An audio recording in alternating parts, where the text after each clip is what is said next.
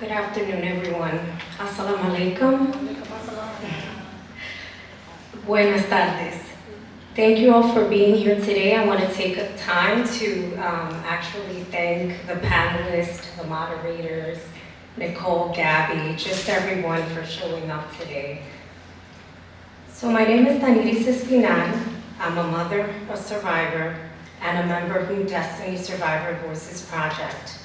I'm here to share my story with you. In March 2020, I lost one of my best friends to domestic violence. She was shot by her husband in their SUV. I was aware of the abuse and I attempted to help her get out. I felt ashamed and guilty for failing. My friend was one of the most joyful and selfless people I knew. She donated one of her kidneys to her daughter who was very ill. Losing my friend shook me to the core. I didn't want to risk having the same fate for me and my two daughters. I knew I had to get out and fast.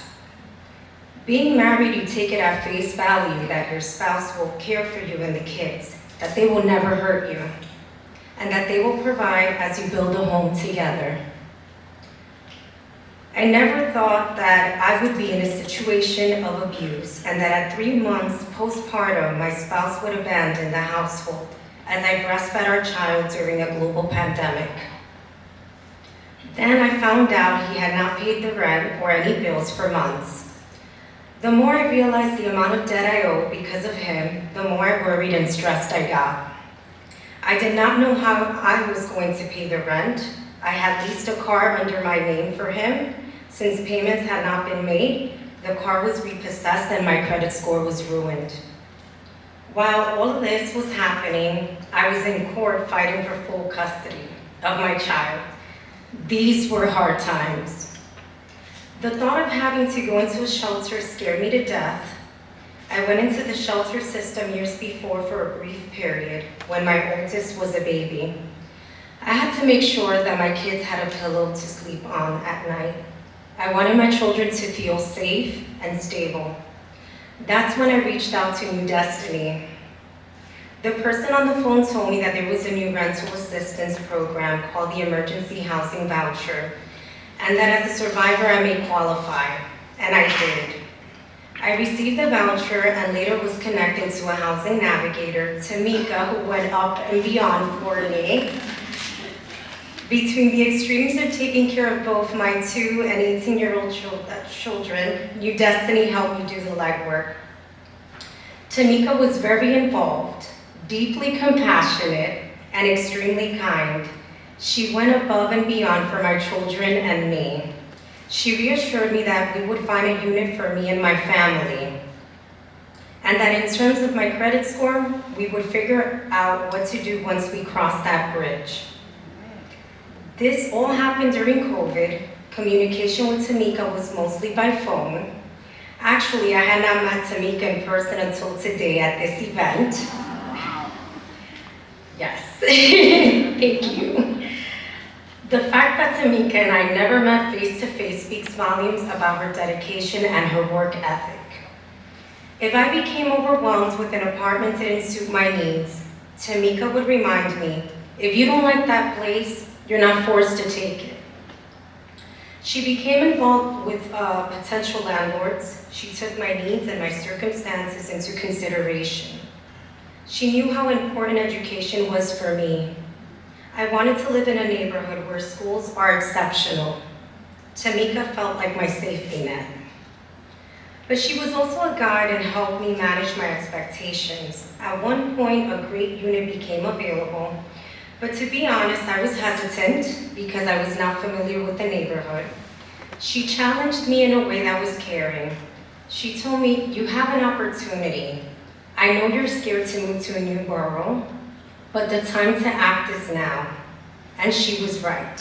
I'm glad I took her advice.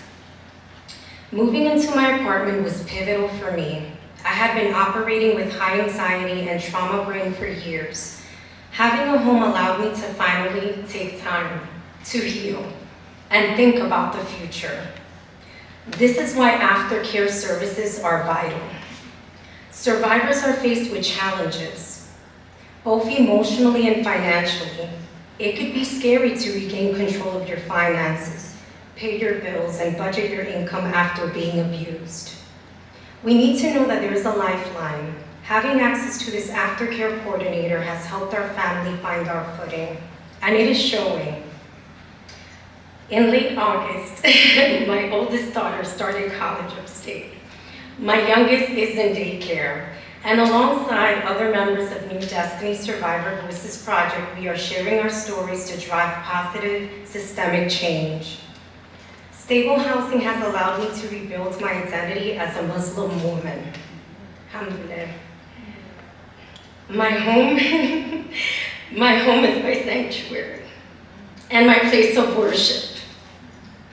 I've lost many things along the way, but I've gained so much wisdom. I chose to see this lesson through the lens of a survivor, not a victim.